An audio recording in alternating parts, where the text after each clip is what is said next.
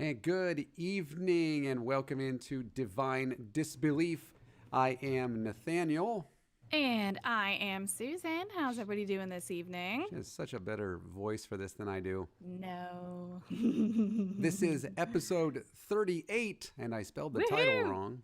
Oh no. Yeah, What did you spell it as I instead? think it just says that.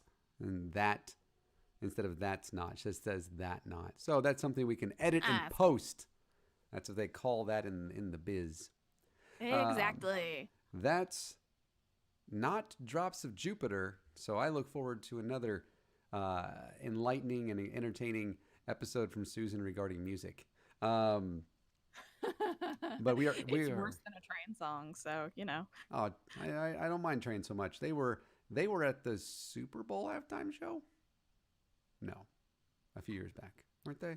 Oh, I thought you were thinking of Maroon 5 for a second there. Also that I don't mind them either. Well, I don't mind the lead singer fella, the guy that's got the tattoos. The Levine? abs. Adam Levine, his name? Levine? You like, I think it's Levine. I don't know. I think it is Adam Levine. Yeah. But welcome in regardless. It is another Wednesday evening. I posted a chat I said good evening in the chat, and I noticed that YouTube again. No chatting with YouTube tonight. So I'll be looking at the YouTube comments as we go along right here Cool.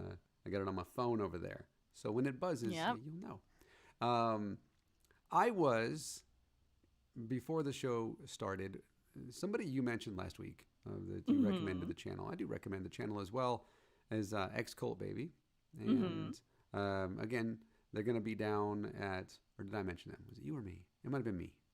I think it was me. Because you mentioned. One of us did. Yep. They'll be down at Faithless Forum here in June, down in Austin, Texas. And certainly hope you get to make it there. Tickets are available online right now, faithlessforum.something. Something like that. Yep. Genetically Modified Skeptic, Telltale Atheist, and Holy Kool-Aid. I don't think he will, but they're going to come find me.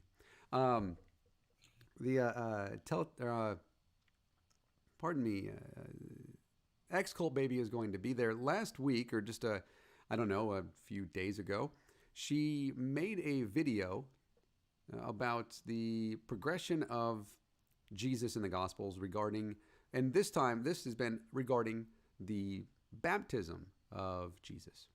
And I can tell you, yes, there is absolutely a progression. It certainly is legendary. And then if you go and read some of the things that are considered apocrypha, it becomes even more legendary. Now, I have not actually had the opportunity to listen to or watch the entire video yet. But I did, as I do, went and read some comments. And there's one person in particular, and I don't know who this person is. This is my first time ever experiencing their writing. I don't know. They said you need to go and read these things from Christian scholars, to which I said, why do they have to be Christians? And then said that, hey, I made a rebuttal, is what they said. And they put the link in the chat. I don't ever recommend doing that, but okay. And they said, and some reading recommendations for Cult Baby, who apparently is getting married this year. Congratulations. Aw. And so I went to that website, and I was like, I'm ready to get schooled. A person who obviously knows about this stuff, am ready to learn. I'm glad my expectations were incredibly low. Because it was a few words, some very, very arrogant, condescending words saying, you're just in this for the donations, was seriously something that they said. And then also said, here, go and read these. And there were some links in there, something to like 1977 NASB Study Bible or some nonsense. And I'm like, well, why didn't you said you wrote something. No, you didn't.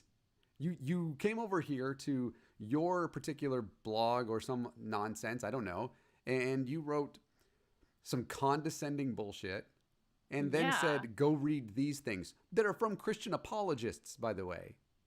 Oh, dear Lord. Not even scholars, apologists. I don't know the 1977 thing. I don't know. I haven't.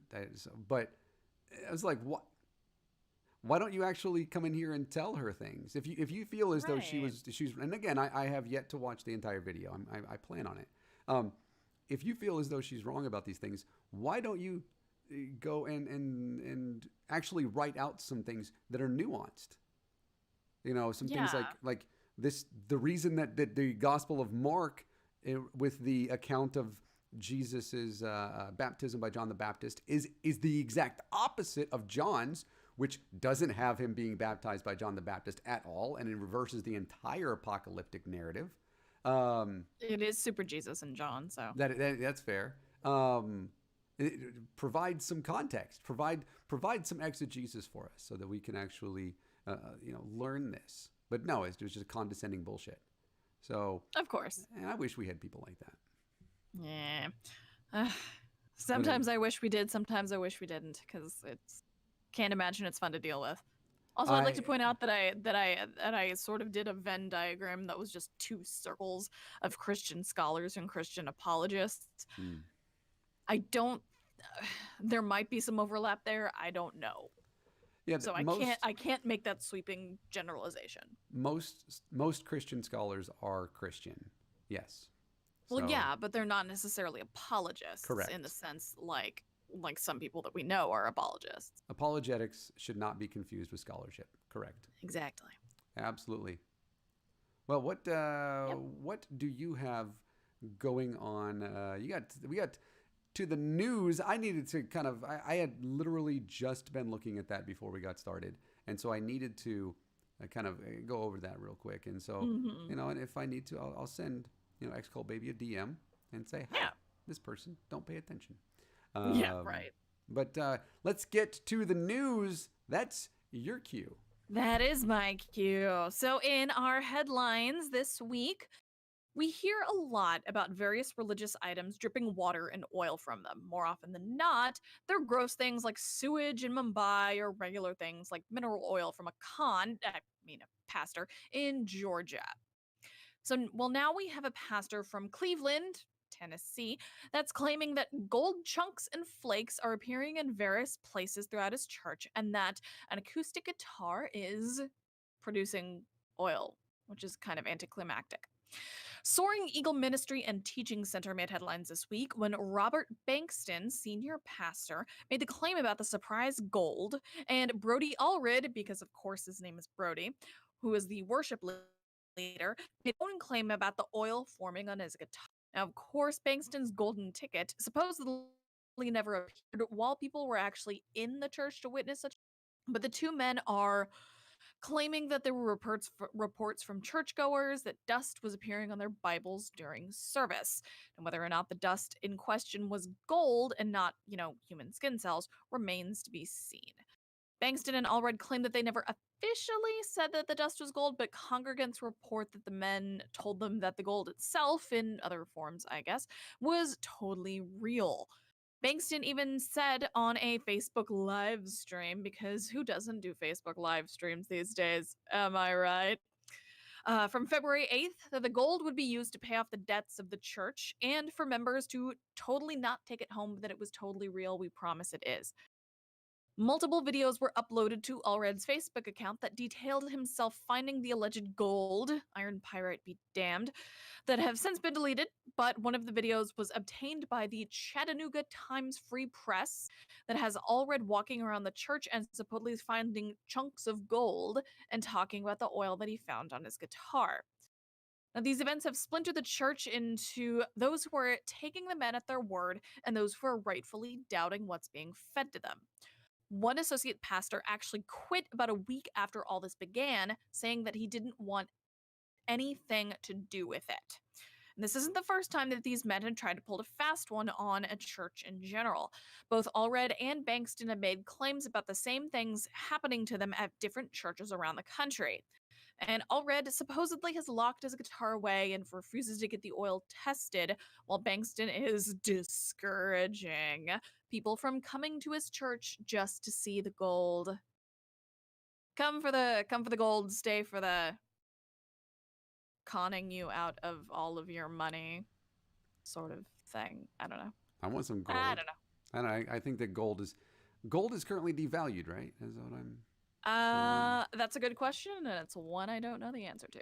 I'm good without it. Thank you, though, Mr. Pastor Fella, who is certainly not Yeah. just trying to pull a fast one and get money from people. You wouldn't do that. Exactly. No, I really don't think that he would. I think that he would be as honest and straightforward as possible because pastors don't have a track record of trying to, trick people,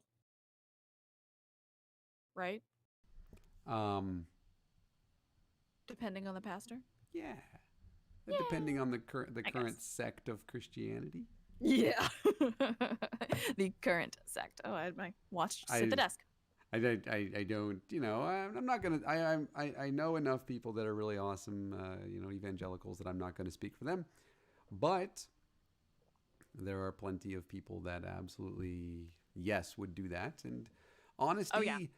honesty is not a requirement necessarily, in my opinion, in the current evangelical Christian sects at all, especially again with, No. what is it, over 90% of white American evangelicals diligently supporting, unwaveringly so, the President of the United States, even though he is the Yeah. opposite of a Christian, and the opposite of the person that they purport they follow.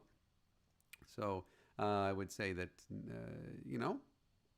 I don't believe this person, and I think that I Yeah. am well within my rights to do so.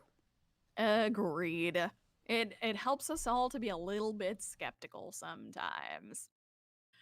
All right, moving on. So there's a conservative activist named Derek Evans. He's currently running to represent District 19 in the West Virginia House of Delegate. Of course, he's running for the GOP. He's already showing us what kind of lawmaker he would be, courtesy of a Facebook post that has since been deleted, where he recently ranted about the book called It's Perfectly Normal, which is something that I imagine both Nathaniel and I are very much in favor of because it's designed to introduce children to topics involving sex.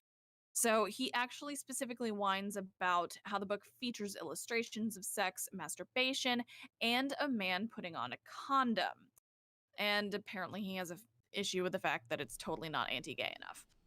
So like I said, the Facebook post has been deleted, but luckily Friendly Atheist has come through with the screenshots. So let's go ahead and take a look here at what Derek Evans has to say. He says, quote, "It's Perfectly Normal is recommended for the 4th grade lesson on puberty in the 3 R's curriculum: rights, respect, responsibility.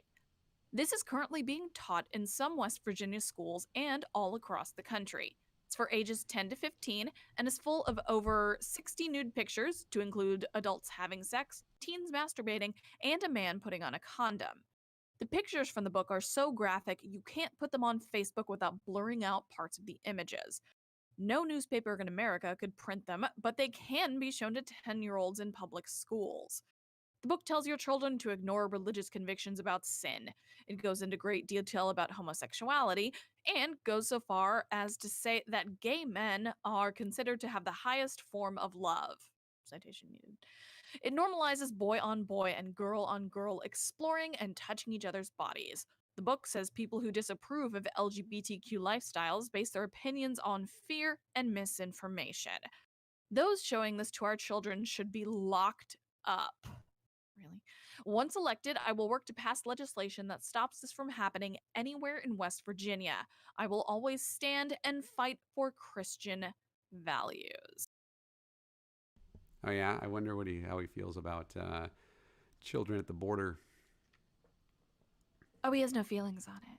I wonder how he He has feels. zero feelings. I wonder how he feels about the millions of American children who lack proper health care or access to qualified nurses and doctors or pediatricians. I wonder how he feels about the number of West Virginians who are obese and children as well, because West Virginia leads the country in this. I wonder how he feels about the number of West Virginian children who won't be able to go and see a dentist until they're 30 years old. I Right. wonder how he feels about the number of West Virginians. Actually, he probably rather enjoys allegedly, that they won't receive a proper education, as West Virginia has some of the lowest educational standards in the country. Accurate. I wonder how he feels about abortion. Well, I don't wonder that one. Welcome in, Maya, and Doc Obvious as well. I don't wonder that, but I wonder if he likes to rail about abortion because and likes to rail about these things and doesn't want to have any type of opportunity to have something that you and I have advocated for multiple times: comprehensive fact-based sex education in all public schools, and because that would lower substantially the amount of people seeking an abortion. And so I wonder why. So you're against abortion. I get that. Okay, I understand. You have that. You chose that hill to die on. Evangelical America chose that hill to die on long ago. True. But you're also against the thing that could ensure that you see about a 40% decrease in teenage abortions. I hear some corgis barking. I understand that they are in favor of this as well. And they're in favor of the book, or they're in favor of Derek Evans' position. I don't think they like Derek. Yeah, I don't think so either. I think they'd probably bark and growl at him. I wonder how he feels about the number of people in West Virginia who don't have access to high-speed internet, which is the highest in the country. I wonder how the highest percentage in the country. I wonder how he feels about the number of people in West Virginia who live somewhere where water is polluted beyond what the EPA says is safe, which is the highest number in the country. I wonder how he feels about those things. Is he? Well, go ahead. I know the answer to all of those. The answer is that the things that he doesn't see, he doesn't give a shit about. And he's okay with rationalizing, fewer abortions, but don't teach the kids about safe sex because they're not related at all. They are there. That is a Venn diagram that is just two circles. It's two Venn diagrams that I've used tonight. That's two. Yeah, that is two. Very proud. It's a Venn diagram that overlaps my references to Venn diagrams. Well, and what's really, really doofy about this is the fact that, like, he's sitting there saying that it has all these graphic images of, like, naked people and stuff, but I feel like, and I'm pretty sure about this, I feel like teaching and normalizing all the sex ed stuff from a very young age and making sure that kids know the proper names for body parts and making sure that, kids are comfortable with themselves and they're not, at a point where they are so uncomfortable with everything and anything having to do with their bodies and bodily functions and sex and stuff like that.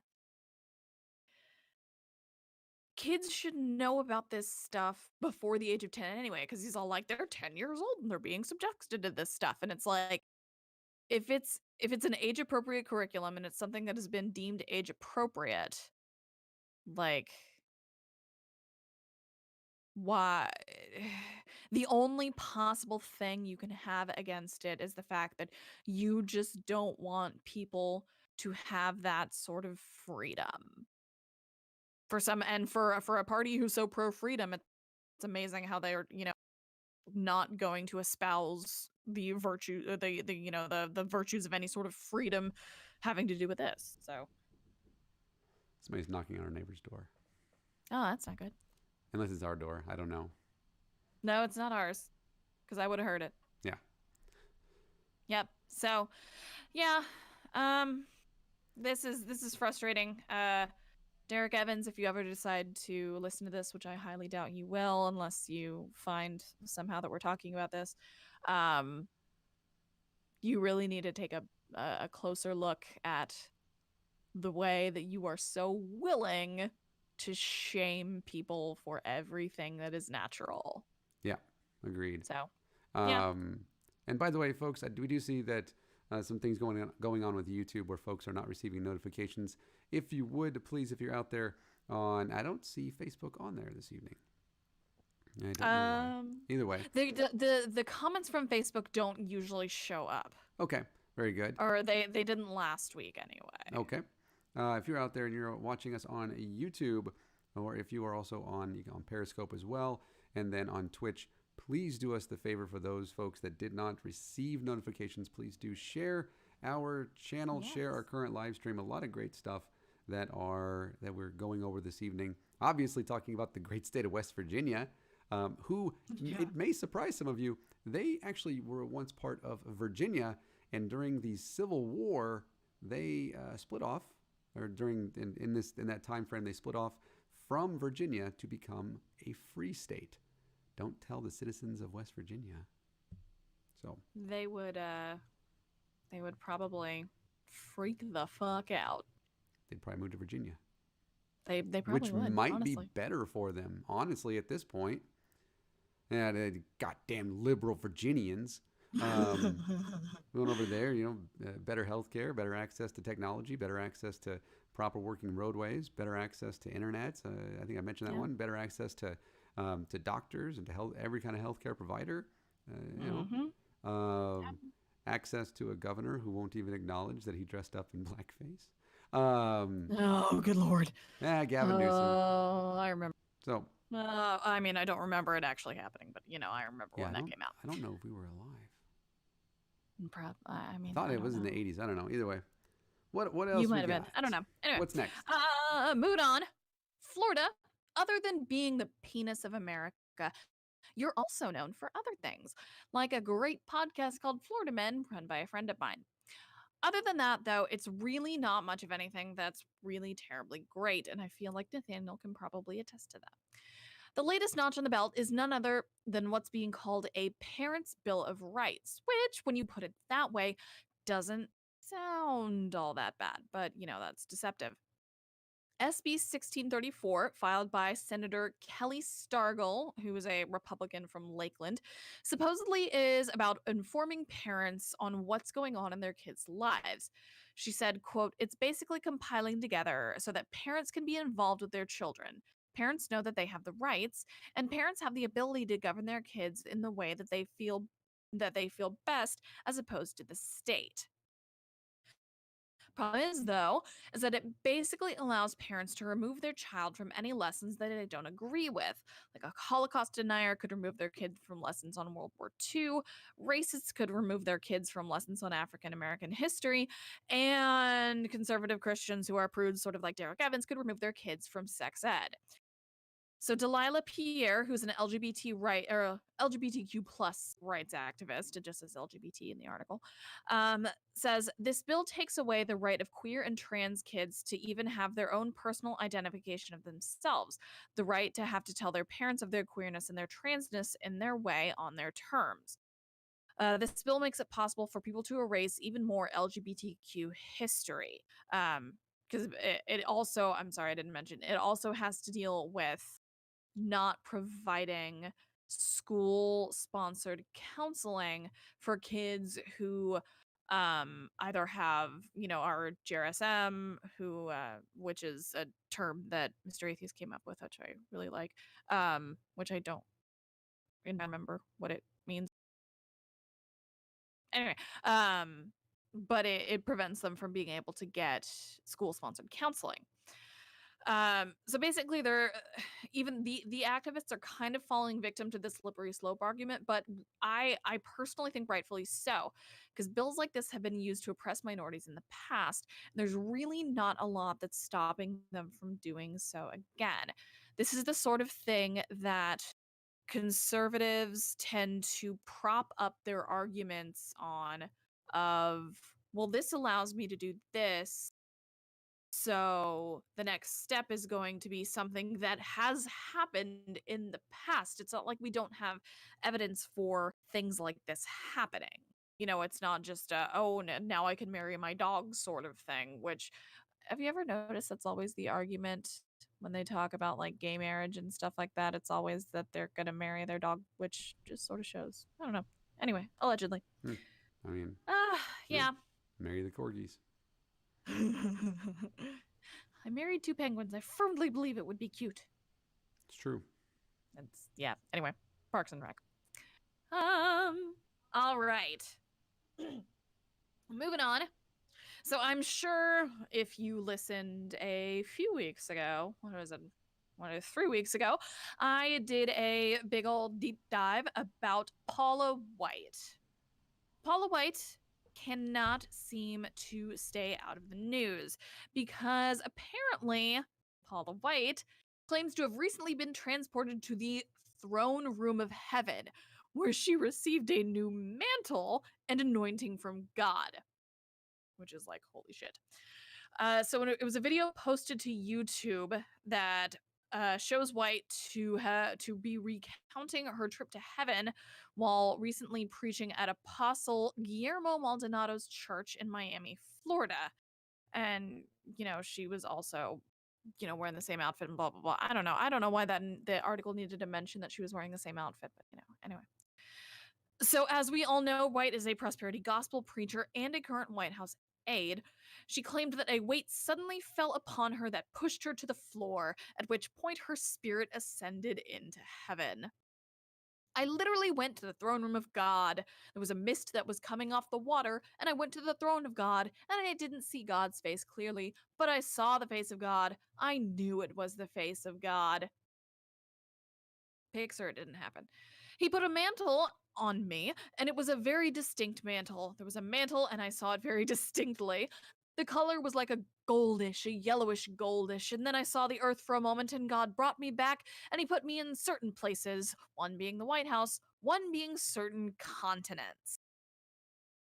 I mean, that's vague enough that we don't really have any reason to disbelieve that she potentially and, statistically showing, as sort of more statistically likely that she is either completely making this up, which is the most likely of these scenarios, or I don't know, she had a seizure.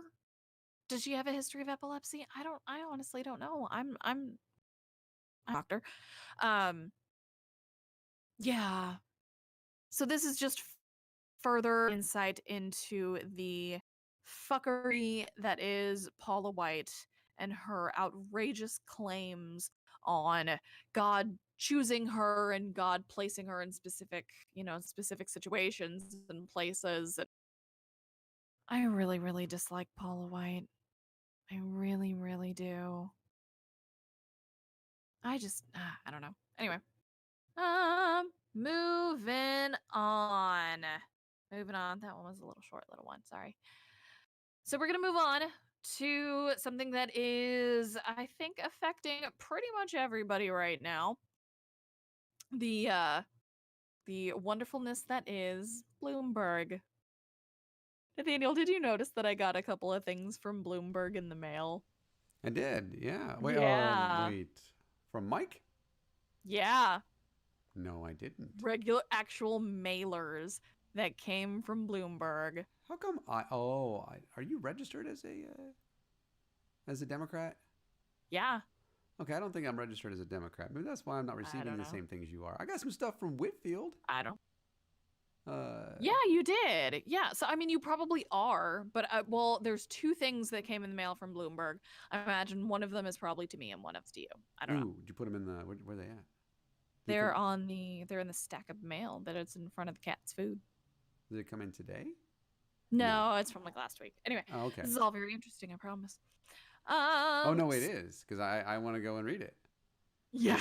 Like, I feel like I should go and grab it and like show everybody this thing that we got from fucking Mike Bloomberg. I tell you what, if he was the nominee, I would vote for him just because there is no other way forward for me.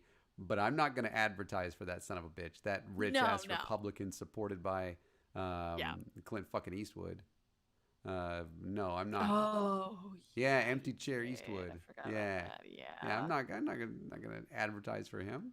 Oh, fuck off. Yeah, it's like no thanks. No thanks. Go ahead. All right. So I admittedly did not go very deep into this one, so this one is going to as well be a little bit more just sort of reading. So there was a New York Times report that came out recently that indicated that Mike Bloomberg's financial influence may have led a major think tank to remove his name from a report on Islamophobia. And Muslim groups and advocates have renewed their calls for the presidential candidate to apologize for his treatment of American Muslims. I mean, as well as his mistreatment of pretty much every single minority that is in the city of New York, but So the Center for American Progress had senior level members that removed 8 mentions of Bloomberg's name and about 4,000 words about the NYPD surveilling Muslim communities. They removed it from a 2015 report since the organization was worried about blowback from said wealthy politician Bloomberg, who I really don't like the guy.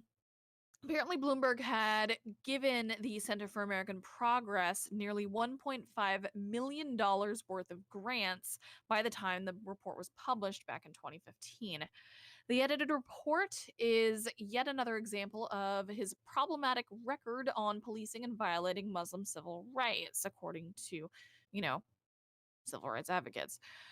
He's refused to accept responsibility for the NYPD surveillance program and also has a dismissive attitude toward the Muslim community's civil rights and has repeatedly used his wealth to silence his critics, which civil rights activists, and I am going to agree, say that makes him a dangerous candidate for president. So the NYPD program that's mentioned started in 2011, wherein law enforcement placed undercover informants in predominantly Muslim communities. They took pictures and video of mosque goers, recorded the license plate numbers of worshippers, chatted up Muslim business owners, and hung out in hookah bars, and then subsequently reported everything back to the NYPD. So a coalition of leading Muslim advocacy organizations actually sent a letter to Bloomberg last week demanding an apology. They said, quote, "In perpetuating bigoted stereotypes, your actions as mayor of New York City and your rhetoric on this issue has put the lives of American Muslims at risk of prejudice and violence.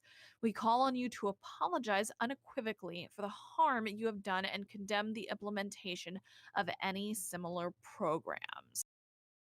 Now, unsurprisingly, the whole surveillance program did sort of hurt the relationship between Muslims and law enforcement, even after it was shut down. Bloomberg, of course, has completely defended the program. And you know who else?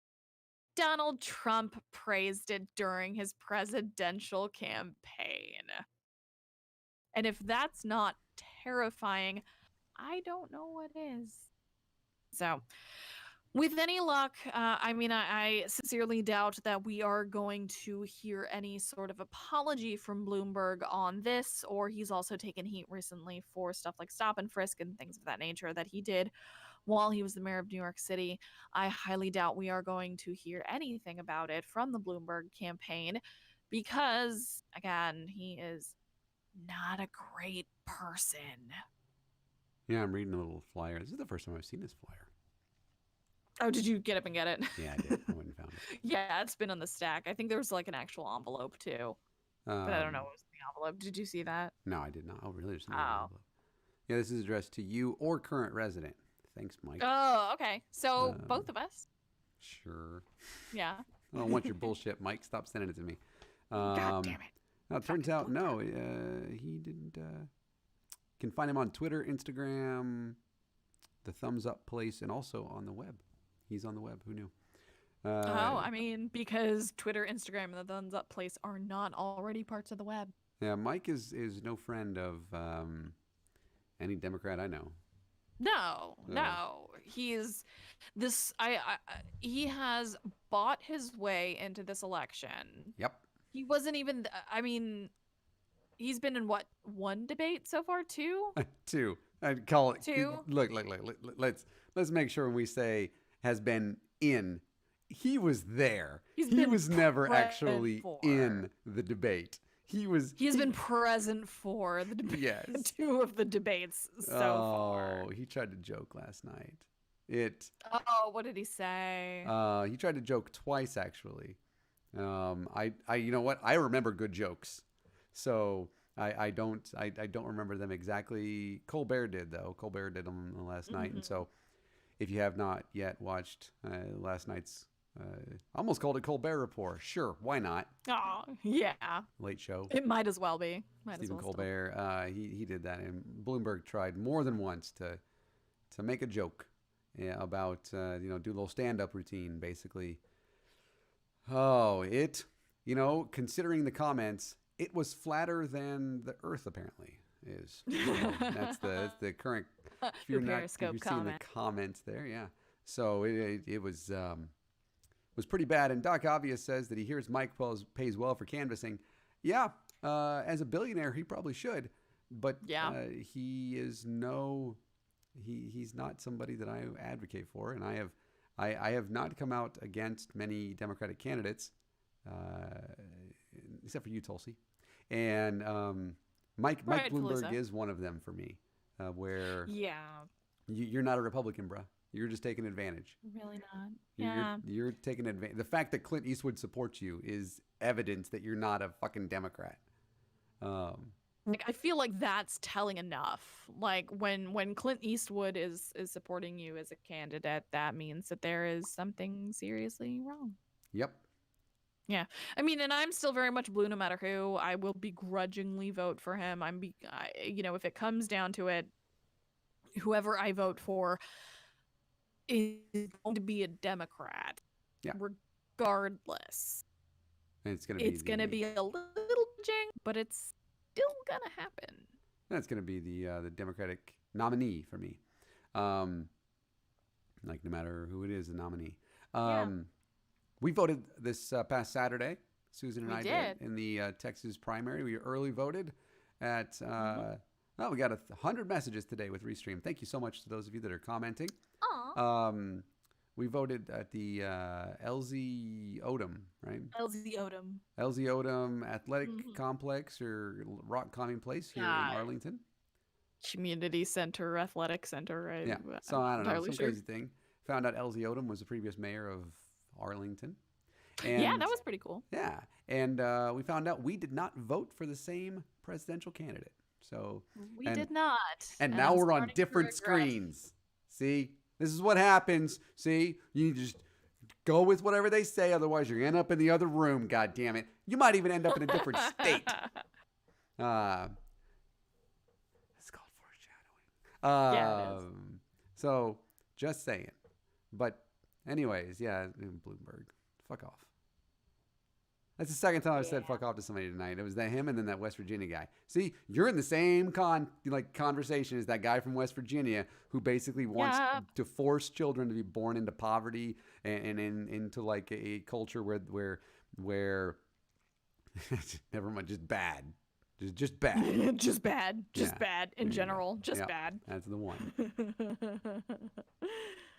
It's like can't really say much anything else. Just bad. Yeah. Bad. Very much bad indeed. Should be a soundbite. Just bad. I don't snort very much. Sometimes I do. Yeah. That was anyway. the Cliff J. Cliff made he did mention the fact one of the jokes that Bloomberg made was like these people are up here after the thing that I did to them in the last debate. Which is kind of a joke because he knew how horribly he performed, but he didn't tell the joke very well. Because he's Mike Bloomberg. The only thing he does well is oppresses minorities. So, Truth. Anyways. Very, very true. If you don't know, right. we're very much not enough. So we don't use that. Yeah, we're not politics. fans. Yeah. Not fans. That light's still on, right? My light? Yeah. Yeah. I'm just sitting forward a little bit more. Okay. I make sure it didn't turn off on this time. Yep. All right. What else? That's it for the news for us this evening. So thank y'all for listening to me blather on about the news. Appreciate that.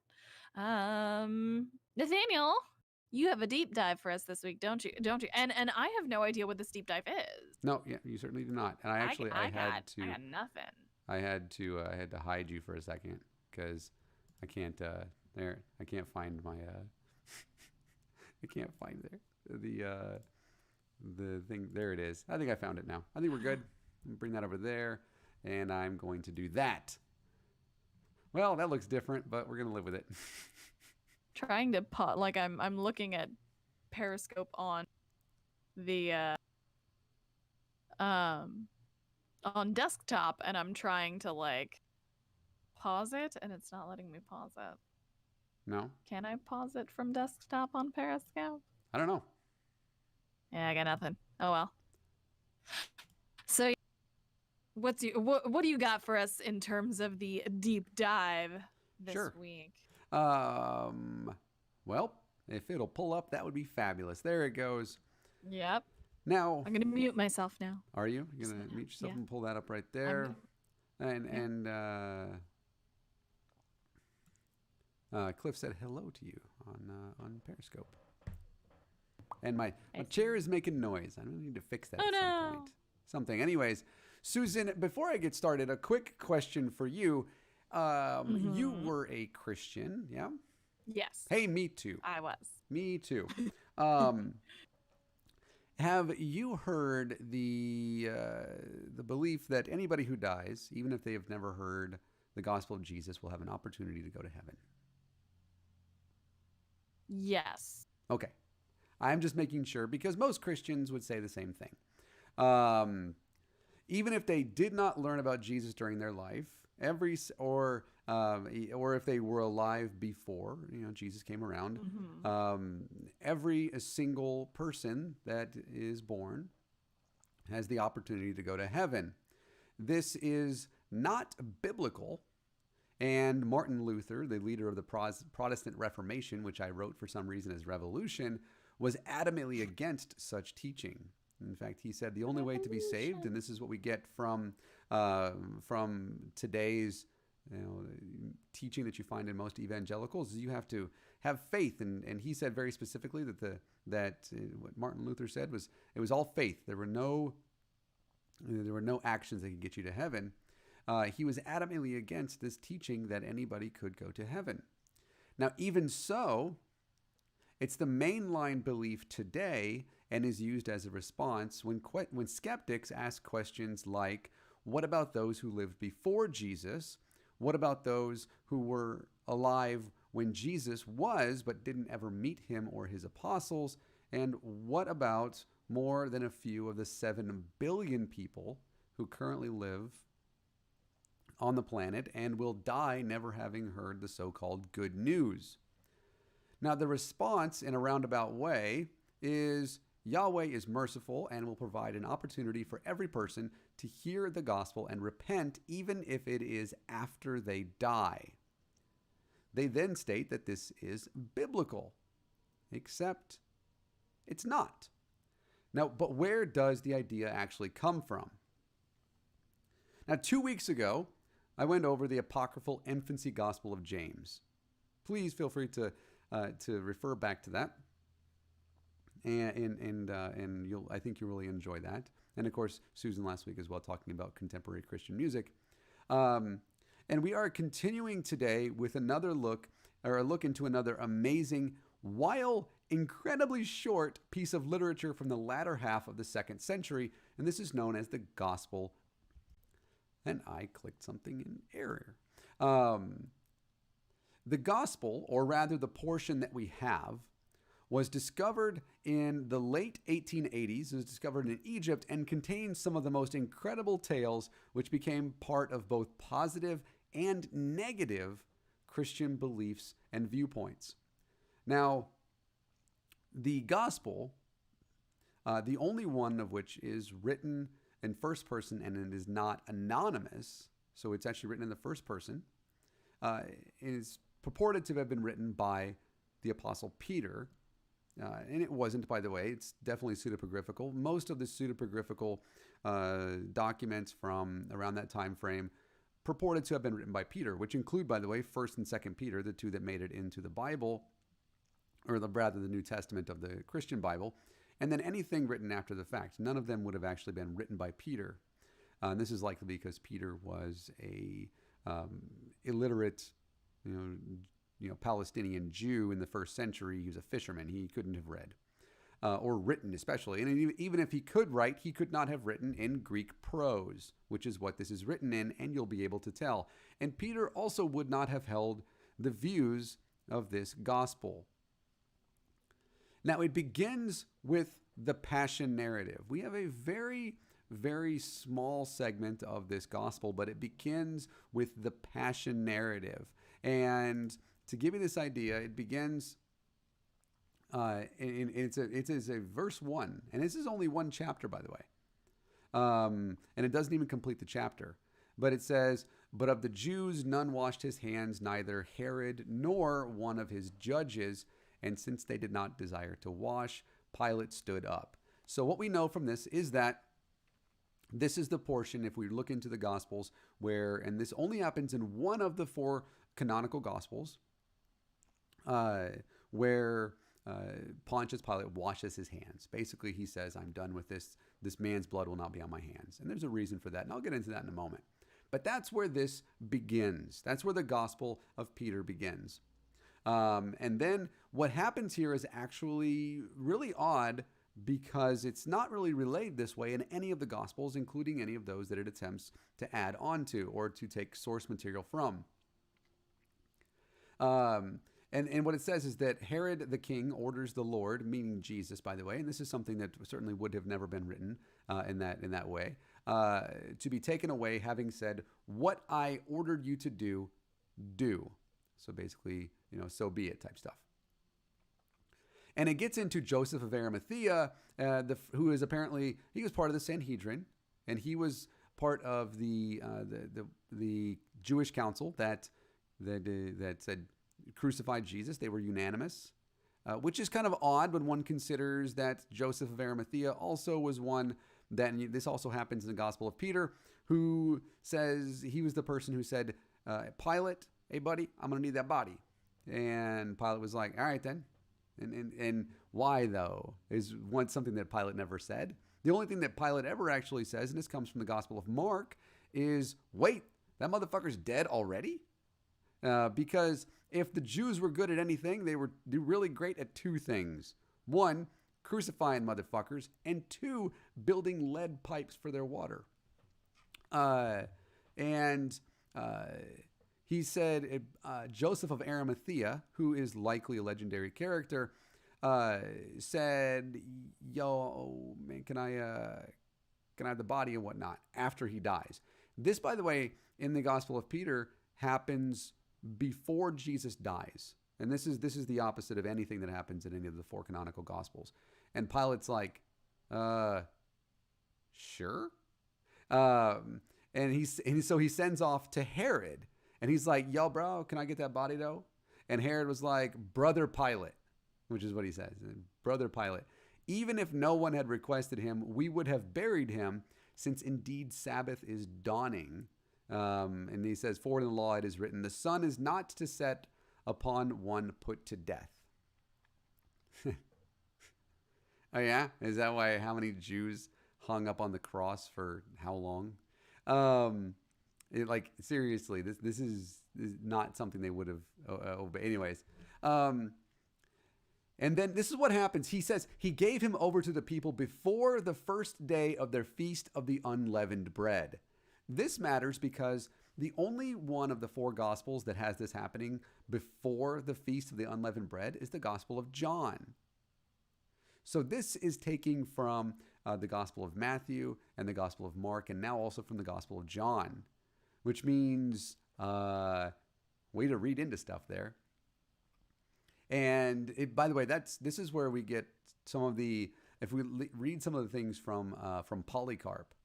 Polycarp was one of those who said that we need to only worship Easter basically on Easter instead of the entire weekend where we worship things. And that's for another time to speak about that, by the way. But that's where this comes from, because this happens not after the Feast of the Unleavened Bread, but rather before the Feast of the Unleavened Bread. And it's really unique that the Gospel of Peter brings that up. And so they put him on the cross, and they put thorns on his head, and all the stuff that you see in the 4 Gospels. And they're like, "Yo, this dude, they hit him in the face, and they jabbed him with a reed, which I can't imagine feels very good. And some scourged him, saying, 'With such honor, let us honor the Son of God.'" And then they said they brought 2 wrongdoers. All right? And so basically puts him up on Golgotha and whatnot. And he's got the 2 people around him, and they're yelling at him and all that shit. And then when they set the cross upright, they inscribed that this is the King of Israel. Um, they cast lots for his clothing and everything, and uh, this is what they said. And having become irritated, they ordered that there be no leg breaking, so that he might die tormented. Now, of course, this in the Gospels is written as to fulfill a prophecy that he's not going to have any of his bones broken. This is the book of Isaiah, and then it talks about, so if you read the Gospels again, where it mentions that there is the darkness goes over the land, right, like an eclipse type stuff. That's all it says from this time to this time. Well, the Gospel of Peter goes into super detail about it, and this is in verse 15 of this. It says, "But it was midday, and darkness held fast all Judea. And they were distressed and anxious lest the sun had set, since he was still living." Like, the sun can't go down. He's not dead. That's what, why is this not, in their minds was not, why did the sun set? It's only still day o'clock. They all had watches at that point too. And for it is written, "Let not the sun set on the one put to death." And some of them said, "Yo, give him some of that vinegary wine with the gall," right? Which is basically like, poison. And in verse 18 it says, "But many went around with lamps, thinking that it was night, and they fell." So they tripped over shit, thinking that it was nighttime. And then it's at that point then that Jesus says, my power, you have forsaken me." Of course, this is my Lord, you have forsaken me, which is the opposite of what the Gospel of John says. So the Gospel of John says this stuff happens on a certain day, and this agrees with it. But the Gospel of John says it is finished. This one, "you have forsaken me," comes from Mark, right? Mark and Matthew, and so it's taking its own its own liberties here. And then it talks about the curtain veil being torn in two, and he brought him into his own sepulcher, and they called the Garden of Joseph, which is no, it's not. And then it goes into this incredible amount of detail, talking about why there was a centurion with other, like, a couple of guards placed at the sepulcher, at the tomb, and then it talks, and then it goes into, like, the Jewish priests are like, "Look, they don't come take this body, all right? That's what they're going to do. We know they are super good at making plans and stuff. That's the reason that they remembered in the Gospels when from day 1 to day 2, when Jesus was making like the 2 loaves and 5 fish or whichever one it was, they totally remembered that the next time. They totally didn't. It's something that you would forget too. They're going to come and take the body. You have to put somebody there. Fucking do it, Pilate. Which is what it sounds like when you read this. Because Pilate gave over to them Petronius, the centurion, with soldiers to safeguard the sepulcher. And with these, the elders and scribes came to the burial place, and they rolled a large stone. All who were there, together with the centurion and the soldiers, placed it against the door of the burial place. They marked it with 7 wax seals, and having pitched a tent, they safeguarded it. And then the early in the Sabbath was coming, and then basically a huge crowd comes to the tomb. They were like, "Look, it's a tomb. People, dead dude in there." And then it comes into the part that I was mentioning. It says, "But in the night in which the Lord's day dawned, when the soldiers were safeguarding it 2 by 2, in every watch, there was a loud voice from heaven." Now, mind you, this coincides with the Gospel of John, which happens very early in the morning, which is before dawn, right? So again, this does not coincide with all of the Gospels. There's a loud voice, and they saw the heavens were opened, and that 2 males who had much radiance, like good-looking dudes, had come down from there and come near the sepulcher. But that stone which had been thrust against the door, having rolled by itself, went a distance off the side, and the sepulcher opened, and the 2 young men entered. Yeah, they use like force power to move the stone. And so those soldiers, having seen, awaken the centurion and the elders, freaking the fuck out. They're like, dude, for real, there are people there floating in the sky, force magic and all that. All right, seriously, I don't. One of them's got a red lightsaber. I don't know. All right, it just seems bad. Okay.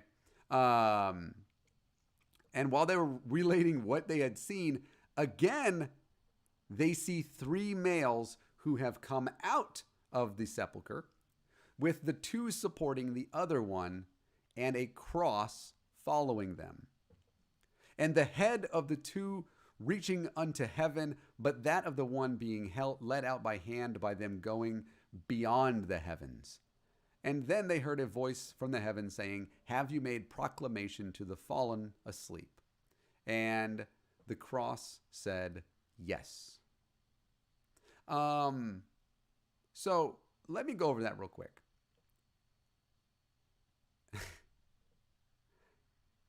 Peter, in this case, the person who supposedly wrote it, is saying, so they had a big ass stone there, and these 2 dudes came out of heaven. They were floating around and shit, and they were as tall. Their heads went all the way up to the heavens, and they went into the sepulcher, because that when you're really that tall, you can dip down that low.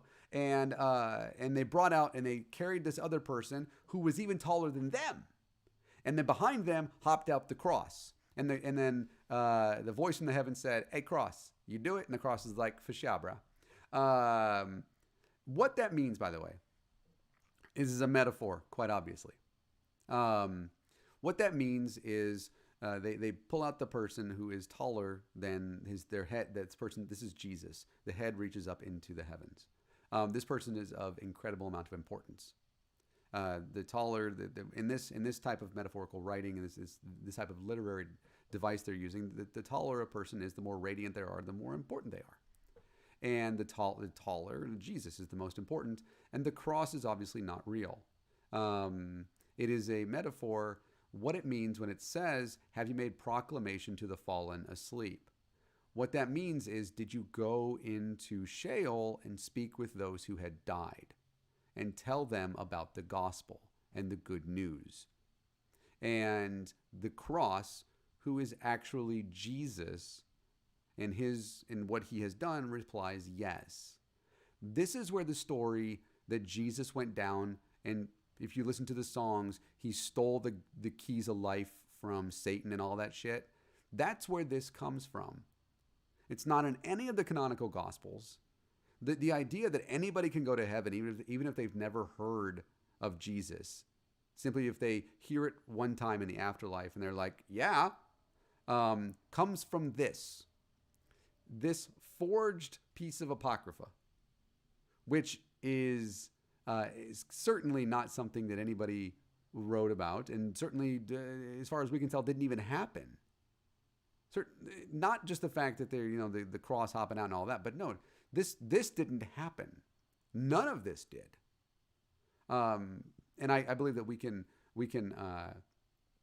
show how very, very easily, and that is for a different video. But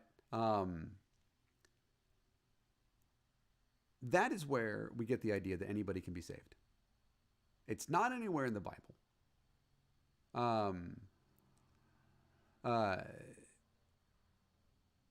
And it says, and so those people were seeking a common perspective to go off and make these things clear to Pilate. And while they were still considering it through, there appear again the opened heavens, and a certain man, having come down and entered into the burial place. Having seen these things, those around the centurion hastened at night. Remember, this all happened before the sun rose, before Pilate, and described all the things they had seen, agonizing greatly and saying, this motherfucker God. They actually said he was God's son. And that's very important as well, because this is a late second century Christian perspective that Jesus received his divinity at his resurrection, not that he was divine while he was alive. And that's where I clicked something again that I didn't mean to. That's where that idea actually comes from. Here is the other part of this that is incredibly important. And I started the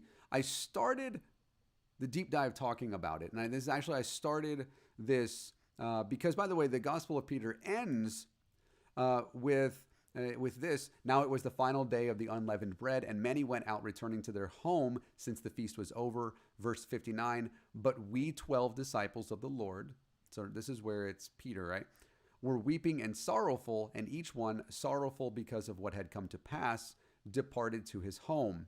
And verse 60, but I, Simon Peter, and my brother Andrew, having taken our nets, went off to the sea, and there was with us Levi of Alphaeus, whom the Lord, and that's it. That's where it ends. So we get the part where Simon Peter supposedly wrote this. Here is, and at this point you can see yet again, it's also that it comes from the book of Mark, that Mary Magdalene was there with some other women, and she saw the dude sitting in the tomb, and he said, "Why are you here? What were you doing here? Jesus, he ain't dead." And then the women ran off and didn't tell anybody. And that echoes the book of Mark, which is the opposite of the other three gospels. So the Gospel of Peter really selects from its own literary course from those three. The other four. Now here, though, is something else that's incredibly important, and you can tell from how it begins. And this is also what you can tell is this is something that was created late in the 2nd century when there was, let's call it, tension. And this also has led to a lot of horrible things. It begins in verse 1, but the Jews, none washed his hands, neither Herod nor one of his judges. And since they did not desire to wash, Pilate stood up. And then Herod the king ordered the Lord to be taken away, having said to them, what I ordered you to do, do. The Gospel of Peter is incredibly anti-Semitic. It puts everything about the death of Jesus on the hands of the Jews. It blames the Jews for everything, including the fact that Pontius Pilate washed his hands, but the Jews didn't want to, because they in the other Gospels, at least in not all of them, they say his blood is upon us. It's not quite as evident, but it's still there. This is incredibly anti-Semitic, and this has led to so much, not just strife, but actual persecution of the Jews. And Pilate, by the way, he lets Herod go and crucify him, even though that's not something that they ever would have done. By the way, all the people in verse 6, from verses 6 to verses 9, when they were spitting in his face and hitting him, these were the Jews that were doing this. These were not the Roman guards that were doing this. And jabbing him with a reed. All that was the Jews. And they brought 2 wrongdoers out and crucified. This was the Jews. They said the Jews were doing this. It does say, by the way, that Jesus felt no pain. So, interesting. It says here in verse 10, 11, 12, 13, 14, that the ones who cast lots for his clothing were the Jews. That they were the ones that drew the nails out of his hands. That they were the ones. They even said a great fear came about. The Jews rejoiced and gave the body to Joseph that he might bury it, since he was the one who had seen the many good things that Jesus did. And the Jews, and this is what it says in verse 25. It's very explicit. It says, then the Jews and the elders and the priests, having come to know how much wrong they had done themselves, says, woe to our sins, the judgment has approached, and the end of Jerusalem. This is not being vague in any stretch of the imagination. This is saying the Jews did this.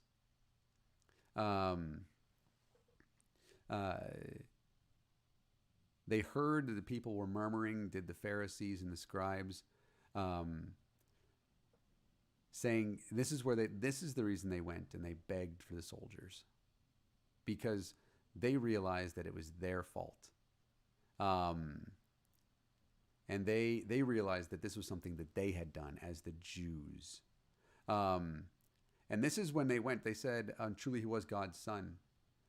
In answer, Pilate said, I am clean of the blood of the Son of God, but it was you who that this seemed the thing to do. Yeah.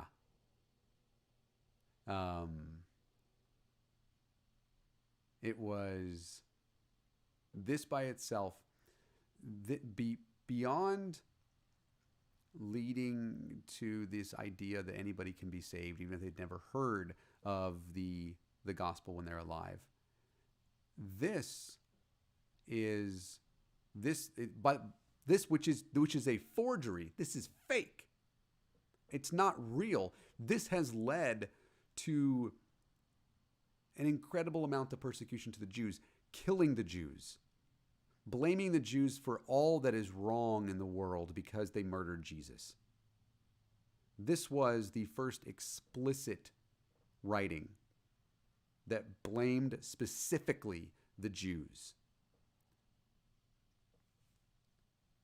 It is an abhorrent piece of literature.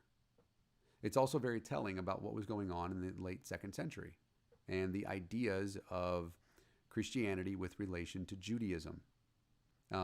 Christians did not want to be known as Jews. The reason, though, in this case, has to do with the fact that Paul, or Saul of Tarsus, believed that he was the one to go and preach to the Gentiles. And when he did that, he spoke to them, sure, as a Pharisee, but also as a Christian, the only one that God spoke to. The only one that Jesus revealed himself to was the person who said, or was the person to whom Jesus said, go and tell the Gentiles, go and tell the non-Jews that they are to be saved. That is where they get these ideas. The ideas that the Jews did this. It also comes from where Paul very specifically says, don't believe anything anybody else tells you, except for me, who has received it from revelation. If you don't believe that, that one made it into the Bible. And this is, I kind of wish it was in the Bible. I really do.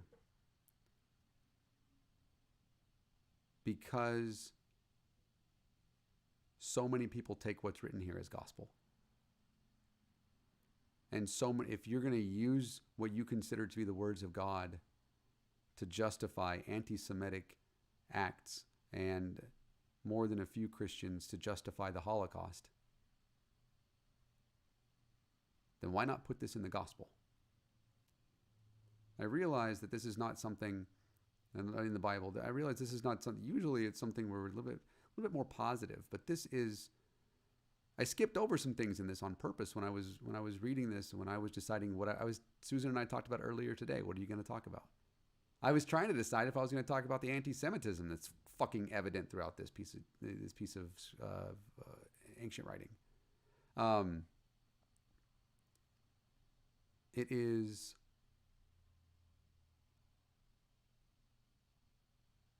important that people know what the Gospel of Peter is and what it says, because this was the sentiment of the 2nd century Christians,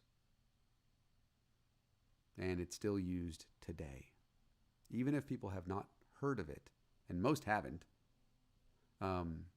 They hold these same sentiments and they keep these same philosophies. This is the reason that I get into a lot of the research that I do, because I want to know why these things say the things they do, why people believe the things that they do. And that's where this comes from. The deep dive today was not something that I enjoyed reading into again and deciding to put on here. Trust me, next week, we'll be talking very much about something, or next week, 2 weeks from now, talk about something incredibly different. I already know what it is. Because, we got a lot of the Apocrypha to get over. Yeah, trust me, the infancy gospel of Thomas, oh my gosh, it's so good. It's little hellion Jesus, if you don't know. And so I recommend, that's actually my book recommendation, by the way, is to go and read the Gospel of Peter. It's not very long. It's 60 verses. Oh, wow. Yeah. Go and read it. You do not need to read it thinking to try and find the anti-Semitism to fucking find the anti-Semitism. It begins in the first verse. Yikes. So, yeah. Saw that there were some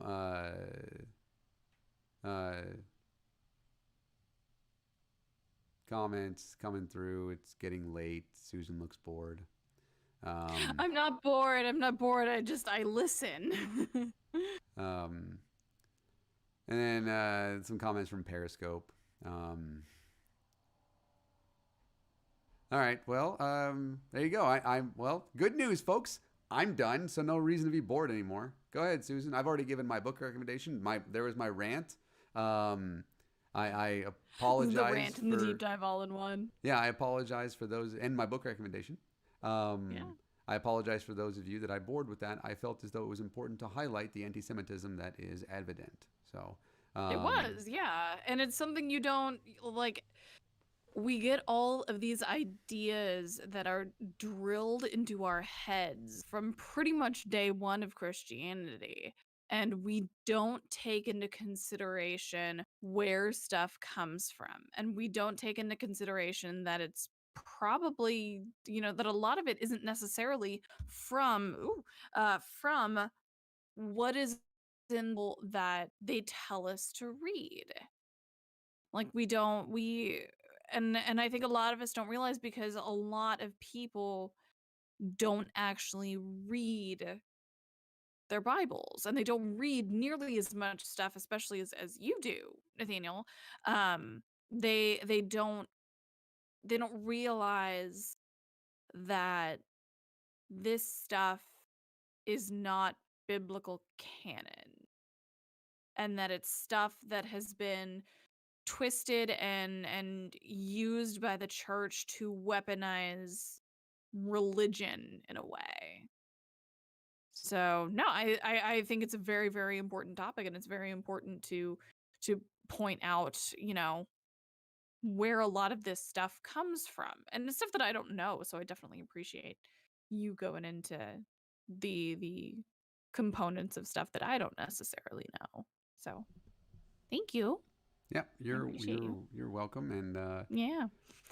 So let's see here. You got these, your rant, your book, right? I was just thinking of something and I can't quite. Well, I guess it's sort of a mini rant. I know we were talking about Bloomberg earlier. I guess they're all mini rants, aren't they? We were talking about Bloomberg earlier and how we'll begrudgingly vote for him and stuff like that. And what I'm seeing on Facebook and on Twitter and stuff like that is a lot of people, while they say blue no matter who, they're not actually, like, they're like, oh, well, if so-and-so gets a nomination, I'm not voting for them. But meanwhile, 2 weeks earlier, they were sitting there saying the whole blue no matter who thing. And it's like, we can't expect to actually get this country to where we feel it needs to be. And of course, Republicans are working towards getting the country to where they think it needs to be. But I feel like the distinct difference between Republicans and Democrats, and, especially liberals, especially in progressive, not necessarily just quote unquote establishment Democrats. And I get that there's a lot of, that's a very loaded term. But I feel that the big difference between progressive liberals and conservatives is that liberals are more inclined, and this is a sweeping generalization, and I realize that, they're more inclined to want to see people better themselves. They are typically in favor of things like, education and healthcare and things of that nature. And the I think for so long conservatives have had this stronghold on their definition of freedom. And I I think to a certain extent liberals have to be willing to have our own definition of freedom and what it means to us, because the term, it's such a bastardized term now that we don't know. Some one person can use it one way, another person can use it another way, and there's almost zero overlap a lot of the time. So I don't know. I think Democrats and liberals need to be better about getting on the same page. I think we need to work towards making sure that we can rally behind the nominee when we have one. We need to make sure that we throw our support behind them and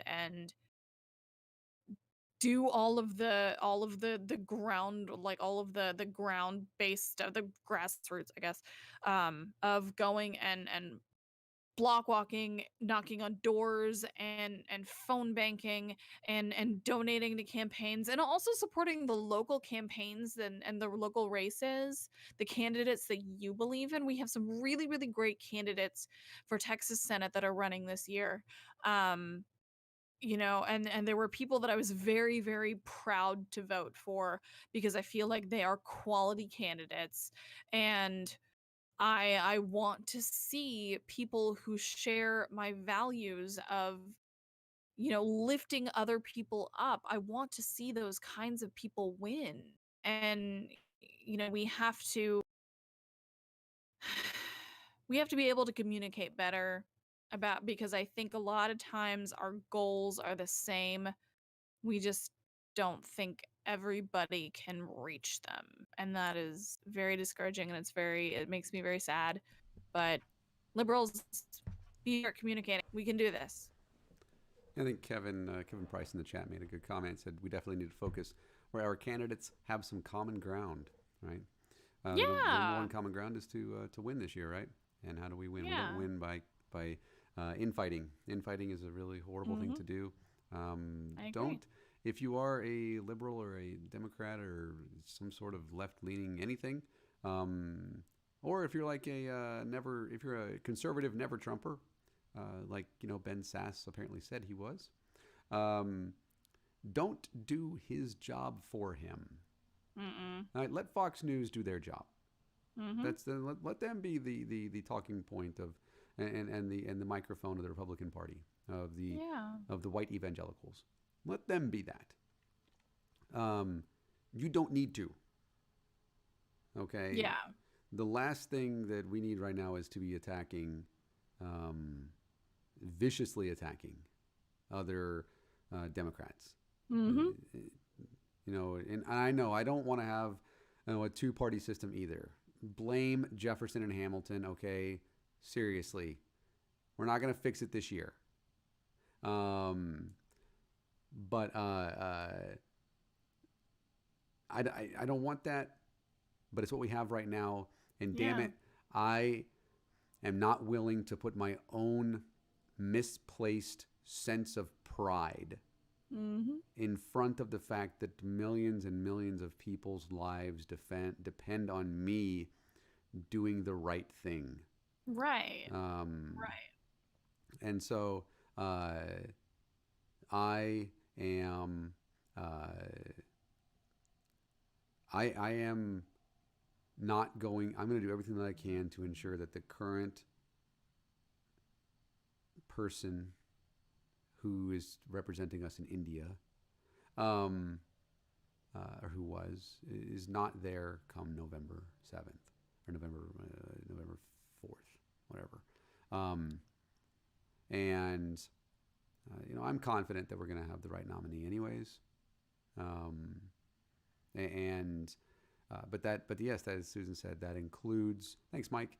That includes, blue all the way down to county seats, down to city seats, down to school board, county commissioners, constables, whatever it is, wherever you live. There were 47 different people to vote for this time. The Republicans in the state of Texas did this on purpose. They made it so that you can't just say down ballot because they expect you to get bored and to not finish it. Vote all the way down. Finish your fucking ballot. Go through every single thing because everybody's lives depend on it. Our next show will be on the 4th of March. And that's after Super Tuesday. Yes. We will have a much clearer image of who will be the nominee come Tuesday and then Wednesday. Yep. And then we can talk about how we can get them to ensure that they are speaking about the secular community. We represent a very large voting bloc. And then it's also talking about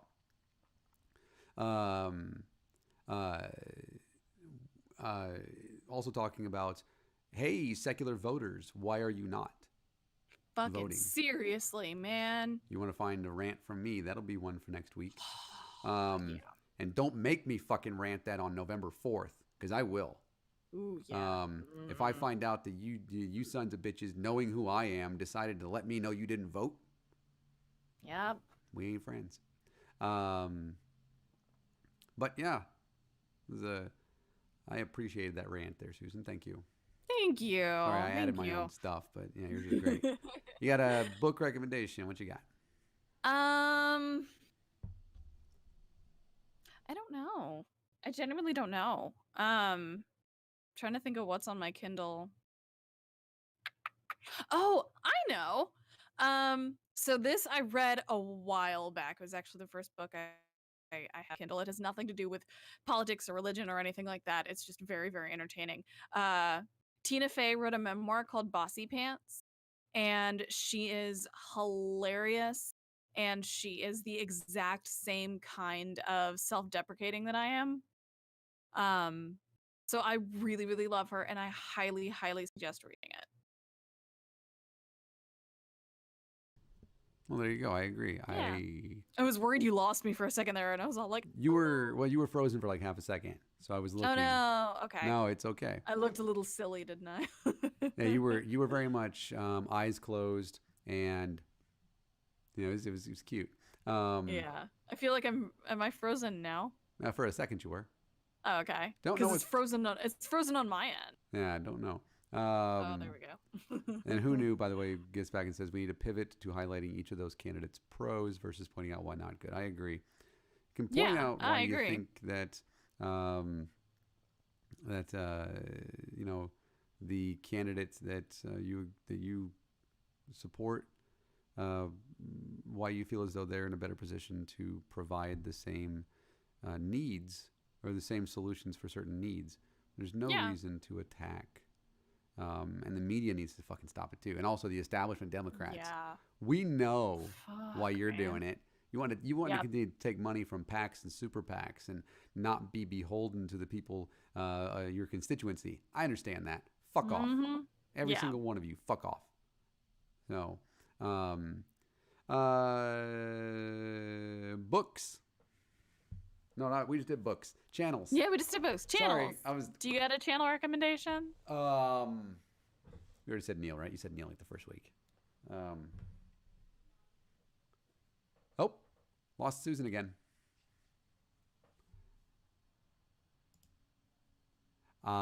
We lost Susan again. So there you go. Don't know why that continues to happen, but I am going to, unless she wants to come in here, I'm going to finish up with that by itself. I can see myself over here, so I'm going to finish that and do that. Yep, she's not there. Don't know where she went to. I'm going to go ahead and leave that call there. So there we go. Apologies for that. That's the second week in a row that's happened. We're gonna have to figure out that's not on my end, and so it's something that it doesn't happen. Sandy says, "What did you do with Susan?" Hey, blame the corgis. It was not me. This does not happen when we do our test streams. So when we stream privately, and it does not happen, and we do everything exactly the same.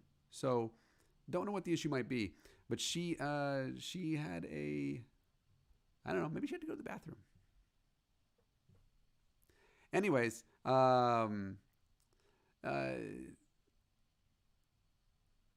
yep, thank you very much. Who knew? That is going to be it for us. We do have some news. It looks like she wrote me a message.